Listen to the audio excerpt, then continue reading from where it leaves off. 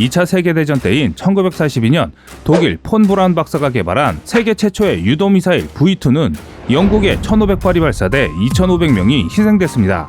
전쟁이 끝난 후 독일 연구자들이 미국과 구소련으로 이주하며 두 강대국의 우주 개발 경쟁이 본격화됐는데요. 미국과 러시아는 미사일로 지구 그 어느 곳도 공격할 수 있는 대륙간 탄도미사일 ICBM을 보유하고 핵탄두를 실어 상대방 국가를 초토할 수 있는 미사일 능력을 갖추고 있습니다. 중국도 미국 본토에 핵무기를 실어 공격할 수 있는 ICBM 능력을 보유하고 있습니다. 또한 우리 옆나라에 위치한 일본은 공식적으로 군사용 ICBM은 없지만 16톤의 인공위성을 고도 400km까지 쏠 수 있는 H-2B 액체 연료 로켓을 갖고 있습니다. 이뿐만 아니라 일본은 1.2톤의 인공위성을 올릴 수 있는 입실론 고체 연료 로켓도 보유하고 있는 상황입니다. 공식적으로 선언하지 않았을 뿐이지 일본은 언제든지 대형 로켓에 최소 1.2톤의 탄두를 실어 나를 수 있는 ICBM 보유 국가가 될 정도의 미사일 능력을 갖추고 있습니다. 만약 일본의 평화헌법이 개정되어 공격 무기를 갖출 수 있는 나라가 된다면 일본은 우리를 압도할 정도의 전투력을 보유하게 됩니다. 현재 공격 무기를 보유할 수 없다는 조약으로 인해 제한적인 상황에서 한국과 비등한 전력인데 여기에 전략 전술 무기까지 보유한다면 일본은 분명 한국에게는 큰 위협으로 다가올 것입니다. 현재 한국의 전력은 육군의 거의 모든 화력이 집중되어 있기 때문에 일본이 만약 미사일을 보유하게 된다면 이는 국가적으로 한국에게는 대단한 위기라 할 수 있습니다.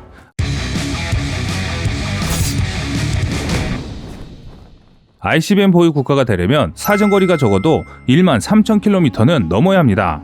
또한 쏘아 올린 미사일이 대기권을 돌파해 우주 공간을 관성 비행하다가 지상 목표물을 향해 대기권에 재진입할 때 수천도의 열을 견디는 기술을 개발해야 합니다. 현재 이 기술을 보유한 국가는 미국, 러시아, 중국, 일본만 이 기술을 보유하고 있습니다. 북한은 아직 이 기술을 습득하지 못한 것으로 추정하고 있지만 이것마저 확실하지 않다는 것이 군 전문가들의 의견입니다. 반면 한국은 ICBM 관련 주요 기술 3가지는 보유하고 있습니다. 핵을 제외한 모든 기술을 자체 개발하고 성능 면에서는 가시적인 성과를 얻었습니다. 하지만 실전 경험이 없다는 것이 큰 문제점으로 지적되고 있습니다.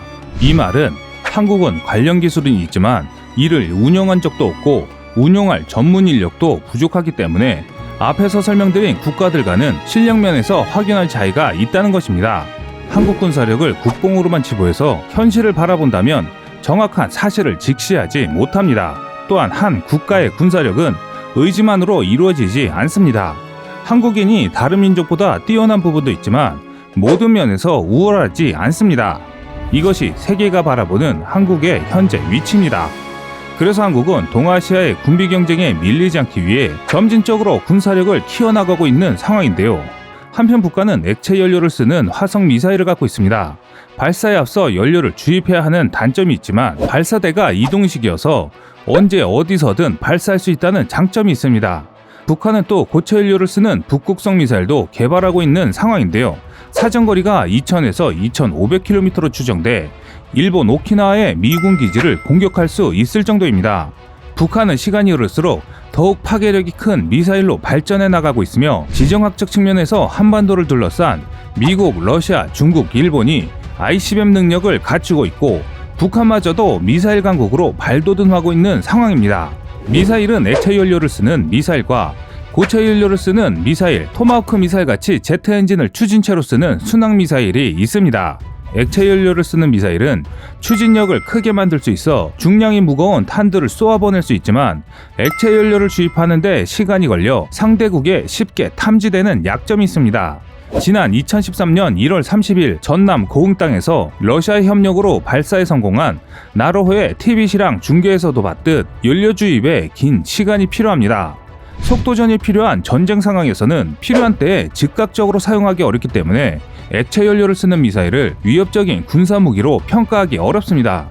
하지만 고체 연료 로켓은 연료 주입 시간이 필요 없고 연료와 산화제가 미사일 내부에 충전되어 있기 때문에 발사 단추만 누르면 발사되어 진정한 의미에서 군사용 미사일이라 할 수 있습니다. 이런 위력적인 무기를 우리 바로 옆에 붙어있는 국가들인 북한, 일본, 중국이 보유하고 있습니다. 현대사회에서 미사일은 외국의 침략을 막아내는데 가장 효과적인 무기로 알려져 있습니다. 상대방 국가가 공격할 조짐을 보이면 자국미사일로 상대국의 핵심 시설을 공격할 수 있어 적이 함부로 무력 행동을 할 수 없게 만드는 전쟁 억지력 효과가 크기 때문에 북한이 미사일 개발에 국력을 집중시킨 이유는 보유 미사일로 상대국을 공격하고 상대국들이 북한을 침공할 수 없게 억제하기 위함인데요. 한국의 미사일 전략은 경상북도 김천을 기점으로 동심원을 그려 반지름이 800km 이내에 있는 상대방 국가의 핵심 시설을 파괴할 수 있는 준비 태세를 갖추는 데 있습니다. 북한의 고체연료 미사일의 사정거리가 2500km를 넘는 걸 고려하면 한국도 하루라도 빨리 그 이상의 수준으로 사정거리를 늘려야 하는데 이것을 당장이라도 가능하게 만드는 것이 SLBM입니다. 여기에 핵잠수함이 있다면 이런 문제를 한 방에 해결할 수 있습니다. 북한의 경우 구형이긴 해도 잠수함을 80여 척이나 운영하고 있고 그에 비해 우리는 적은 수의 잠수함을 갖고 있습니다. 그래서 이런 부족한 전력을 보완할 수 있는 비대칭 전력이 필요한 것이죠. 많은 수의 북한 재래식 잠수함을 효과적으로 방어하기 위해선 물속에서 오래 작전이 가능한 잠수함이 필수입니다. 물속에서 잠수함의 작전 일수를 늘리려면 핵잠수함만큼 효과적인 수단이 없습니다. 또한 우리나라는 핵잠수함 개발에 필요한 제반 기술을 이미 다 갖추고 있는 것으로 평가받고 있는데요. 잠수함 원조국으로 불리는 독일에 버금갈 정도의 설계, 건조, 실력을 갖고 있는 상황입니다. 이와 더불어 핵잠수함용 소형 원자로 제작 기술도 확보한 상황으로 알려져 있습니다. 얼마 전 꺼리투브 영상에서 20% 미만의 전농축 우라늄을 사용하는 국산 소형 원자로로 30에서 40년간 연료를 교체할 필요가 없는 소형 원자로를 개발한 내용을 소개해드린 적이 있습니다. 궁금하시다면 오른쪽 위를 클릭해 주시면 감사드리겠습니다. 한편 핵잠수함 건조 비용은 척당 1조 5천억 원 정도로 예상됩니다. 지난해 우리나라의 국방비가 46조 7천억 정도였고 2020년에는 50조 원을 넘었습니다. 향후 2025년까지는 국방중기 계획에 따라 6에서 7%씩 매년 오를 예정으로 이 같은 추세면 2027년 국방비는 일본을 뛰어넘는 70조 원이 될 것이라는 전망입니다. 이 말을 풀이하자면 한국은 핵잠수함을 만들 수 있는 예산과 기술이 충분하다는 것입니다. 하지만 그동안 걸림돌로 작용했던 미국과의 원자력 협정 동의 여부가 발목을 잡았습니다. 우리나라는 미국과 원자력 협정을 맺고 있기 때문에 이 협정에 따르면 미국산 우라늄을 20% 미만으로 농축할 수 있어서 핵을 원료로 잠수함을 운영하는 것이 제한됩니다. 또 핵잠수함을 만들더라도 군사적 목적으로는 운영할 수 없다는 규정도 있습니다. 그래서 지난해까지만 해도 군 안팎에서는 미국의 동의를 얻기가 쉽지 않을 것이란 시각이 많았는데요.